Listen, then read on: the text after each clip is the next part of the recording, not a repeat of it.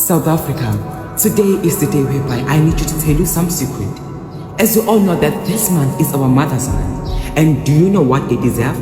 They deserve something that is great. Our mothers and sisters and grannies deserve something that is nice and tasty, like... As a black child, I would love you to take you back. Once upon a time, there was an Indian woman who gave her child a bottle of Coca-Cola before she dies. Did you know why? Because she knew that a Coca-Cola would bring a child a joy. You know what? Watch this.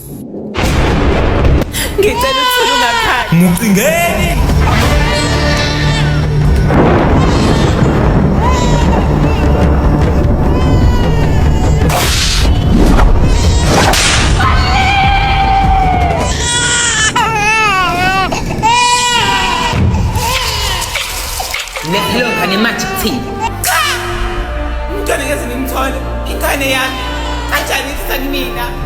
Thula mfazi lethi ingane kuthina manje manje inkinga la ngimile kuqala.